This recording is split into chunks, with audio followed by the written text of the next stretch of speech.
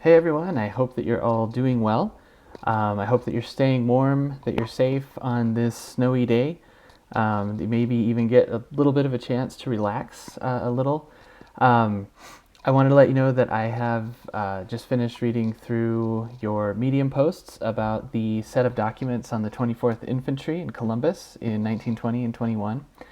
Um, just as a reminder, in the grade book, I put in zeros just to let you know that a deadline has passed. But for all of those, you still have the chance to submit the work and receive up to full credit for that work. So it doesn't mean that you can't do that assignment anymore. It's just as a kind of signpost that the deadline has come and gone for those particular assignments. Um, Please give each other's posts a read. I know I sort of threw you into the deep end with the folder of documents from the 24th Infantry. I appreciate those of you who were able to make it to our live Zoom meetings. It worked out such that there were ever only one or two people talking with me in those meetings, so I didn't record them just because I didn't want one person to sort of be on the spot in a recording that I put up on in C&M Learn. Several others of you, reached out with questions, and I appreciate that. I tried to help out with some contextual information as much as I could. Um, Below this video, I'm going to post a link to a file that contains the documents from the entire folder. So as I mentioned, I was selective in terms of what I included for the assignment. And a couple of you asked if you could see the entire thing. So I will post that so that you can see what else was there. You can see the choices that I made as the instructor of the class and how that shaped the story that you were able to tell.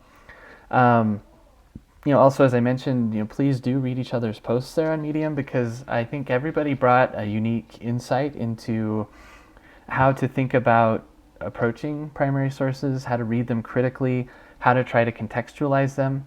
Although I asked you to specifically apply the PAPER acronym because we were thinking about primary sources, the 5 C's were still hugely relevant in terms of trying to figure out what was going on with this controversy over whether or not the 24th Colored Infantry, as it was called then, should remain in Columbus.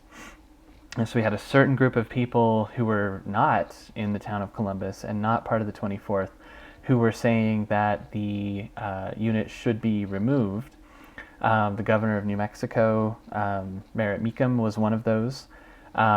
We had the War Department making a decision to keep the 24th in New Mexico based on the investigations that they did.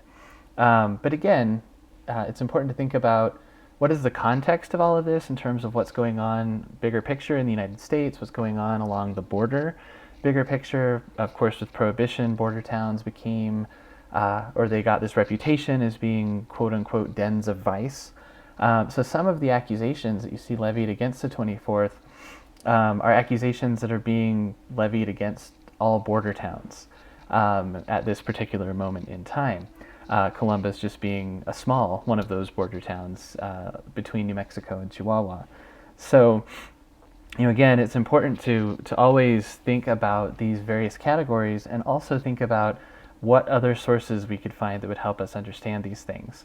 So I think, again, please let me know what questions you have. I hope that this was instructive in terms of you're just kind of grappling with and struggling with the kinds of questions, obstacles, and issues that historians face as they approach primary sources. We'll be looking toward a research project for the rest of the term. Unit 6 starts us off along that track, so I'll post a separate video to discuss some of those things just so that these don't get too long. And I hope that you're having a good week thus far.